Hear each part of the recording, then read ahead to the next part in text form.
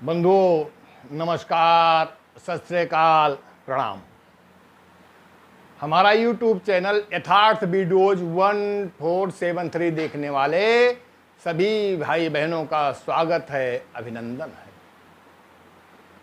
आज चर्चा होगी एक बड़े अनोखे भक्त के ऊपर, जो खुद बड़ा अनोखा था और उसकी भक्ति भी बड़ी अनोखी थी। भाई देखो, सृष्टि में भगवान का इतिहास जितना पुराना है उतना ही पुराना भक्त का और भक्ति का है। सबने अपने अपने अलग अलग तरीके से भगवान की भक्ति करी है, क्योंकि सनातन में कोई बंधन, कोई प्रतिबंध नहीं है। आप अपना संबंध प्रभु से कैसे रखना चाहते हैं ये आपके ऊपर निर्भर करता है। आप प्रभु को अपना स्वामी मान सकते हैं, मित्र मान सकते हैं। किसी ने उनको पुत्र रूप में चाहा, वो पुत्र रूप में मिले। जिस तरीके से जो भाव आपका है, प्रभु उसी में राजी हैं, उसी में प्रसन्न हैं और उसी भाव से मिलते हैं। वैसे अक्सर जिसने भी भक्ति करी है, प्रभु की शर्तों या प्रभु के नियमों के हिसाब से करी है, भक्ति के नियमों के हिसाब से करी है। लेकिन एक ऐसा भक्त है जिसने भक्ति तो करी है, बहुत गहराई तक उसके मन में प्रभु के चरणों के प्रति अनुराग था, लेकिन शर्तें उसकी अपनी थीं। उसने पूरी शर्तें अपनी थोप करके, अपनी मनवा करके और भक्ति करी है। ऐसे भक्त थे महाराज केवट। केवट जैसा अनोखा भक्त दूसरा कोई नहीं मिलता है।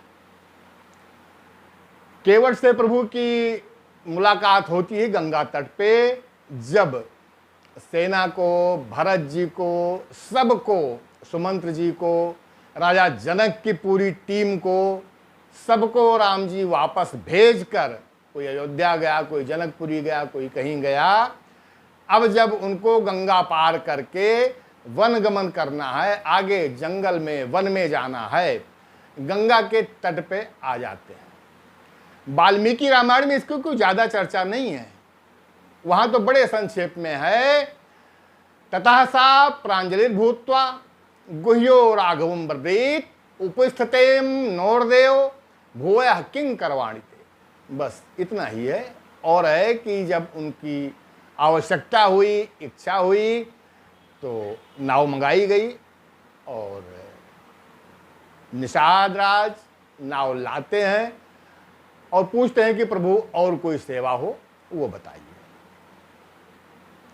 लेकिन तुलसी रामायण में, राधे श्याम रामायण में, जनश्रुतियों में और बहुत जगह पर केवट के नदी पार कराने का, गंगा जी के पार कराने का प्रसंग विधिवत और विस्तृत रूप में दिखाया गया है। इससे पहले थोड़ा सा और आप सोचिए कि राम जी वहां तक गए, राम जी वहां किस रूप में पहुंचे, कैसे पहुंचे। जो अजामिल जैसे करोड़ों पापियों को भवसागर रूपी नदी से निकाल लाने में समर्थ हैं, जिनके नाम का स्मरण करने से सुमेर गिरु पर्वत एक छोटे से पत्थर के टुकड़े जैसा हो सकता है, और इतने महान महान विशाल जो सागर और महासागर हैं, ये बकरी के खुर में जितना पानी आता है ना, उसके समान हो जाएंगे। और जिनके श्री चरणों से गंगा जी प्रकट हुई, उन्हीं, और गंगा जी का क्या स्वभाव है कि अनगिनत पापियों को गंगा जी ने भी तारा है, और उन्हीं के तट पर, उन्हीं गंगा जी को पार करने के लिए भगवान आज केवट से नाव मांग रहे हैं। नाम अजामिल ते खलकोटि अपार नदी भो बूढ़त काढ़े, जो सुमिरे गिरु मेरु शिलाकन होत अजाखुर बारिद बाढ़े। तुलसी जहि के पद पंकज ते प्रगति तटनी जो हरे अगगाढ़े, ते प्रभु या सरिता तरिबे को मांगत नाव करार है ठाड़े। वो गंगा के तट पे नाव मांग रहे हैं। गंगा जी कितने को तारी हैं। कहते हैं ना कि काहू को न तारे तिन्हें गंगा तुम तारे, और जेते तुम तारे तेते नभ में न तारे हैं। जिसको किसी ने नहीं तारा उसको गंगा जी ने पार लगा दिया, और जितने उन्होंने तार दिए इस भवसागर से, उतने आसमान में तो तारे भी नहीं हैं, यानी अनंत असंख्य लोगों को उन्होंने पार कर दिया। यही राम जी हैं जो राजा बलि के समय में 52 रूप में 2 पग में पूरा धरती और स्वर्ग सब नाप लेते हैं। तीसरे पग के लिए बाली के पास कोई स्थान नहीं बचता है बलि के पास, और उसने अपना सिर या पीठ रख दिया, उन्होंने तीसरा पग वहां रखा। लेकिन मानवीय रूप में मर्यादाओं का पालन करने के लिए आज प्रभु वैसे ही असहाय दिखाई दे रहे हैं जैसे एक सामान्य मनुष्य हो। भाई केवट से नाव मांग सकते थे, गंगा जी से नहीं कह सकते थे? गंगा जी क्या मना कर देती उनको रास्ता देने के लिए? लेकिन नहीं, वो मानवत्व से ईश्वरत्व पे आ जाता। फिर ऐसा लगता कि प्रभु आए थे, भाई उनके अंदर सामर्थ्य थी, उन्होंने गंगा जी से कहा, उन्होंने रास्ता दे दिया। नहीं, उन्होंने उन्हीं परंपराओं का पालन किया है जो मानवीय रूप में करनी चाहिए। उन समस्याओं से वो जूझे हैं, उन समस्याओं को उन्होंने उसी तरीके से उनका सामना किया है जैसे कोई मनुष्य करता है। अब देखिए, केवट से नाव मांगते हैं। प्रभु राम को मेरे ख्याल से तब तक के समय में पहली बार मना सुनने को मिला होगा। भाई अगर उनको भौतिक रूप से देखिए तो चक्रवर्ती सम्राट के बेटे हैं और जिनको आगे राजा बनना है। अगर आध्यात्मिक रूप से देखिए तो समस्त ब्रह्मांड के स्वामी हैं, ये केवट भी जानता है। लेकिन यहां पर शुरुआत में ही, प्रारंभ में ही राम जी नाव मांगते हैं और केवट मना कर देता है। मांगी नाव न केवट आना, कही तुम्हारे मरम हम जाना। चरण कमल रज सब कछु कहीं, मानुष करनी मूरी अस आहई। छुअत शिला भई नारी सुहाई, पाहन ते न काठ कठिनाई। तरनी हुमुनि घरनी हो जाई, बाटी परे मोरी नाव उड़ाई। हाँ यही प्रतिपाल हूँ सब परिवारू, नहीं जान हूँ कछु और कबारू।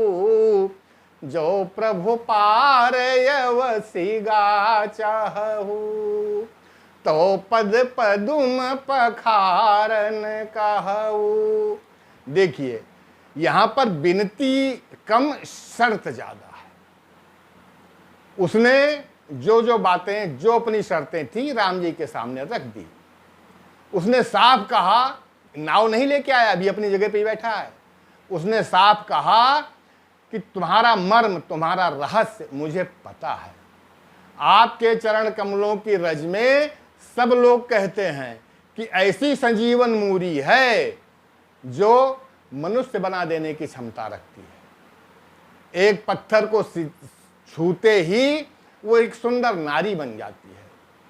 और ये नाव जो है ये काठ से ज्यादा कठोर नहीं है, ये तो लकड़ी की है और वो भी पानी में डूबी रहती है। और हमारे जीने का एकमात्र यही एक सहारा है, इसी के सहारे हम परिवार पालते हैं अपना। इसके अलावा हमारे पास और कोई काम धंधा नहीं है। लेकिन आखिरी बात वो ये कहता है कि हे प्रभु, आप अपनी आवश्यकता देखिए, अगर आपको अवश्य पार जाना है तो मुझे अपने चरण कमलों को धोने के लिए कहिए। यानी यहां विनती कम और राम जी की आवश्यकता की तरफ ज्यादा इशारा किया गया है। फिर वो कहता है कि रावरे दोष न पायन को, आपके पांव में, आपके चरणों की कोई गलती नहीं है, उनका कोई दोष नहीं है। पग धूरी को भूरी प्रभाव महा है, उनमें लगी हुई जो धूरी है, जो धूल के कण लगे हुए हैं, उनका बहुत बड़ा प्रभाव है। पाहनते बनवाहन पाठ को, कोमल है जल खाई रहा। हमारी नाव जो है ये पाहन से भी, पत्थर से कोमल है और जल में रहती है, इसलिए और कमजोर हो गई है। पायन पाए पखारी के नाव चढ़ई हो, आयस होत कहा है। उसने कहा अगर आपकी आज्ञा है तो चरणों को धो करके तब नाव पर चढ़ाऊंगा। तुलसी सुन केवट केवर बैन, हंसे प्रभु जाने की ओर रहा है।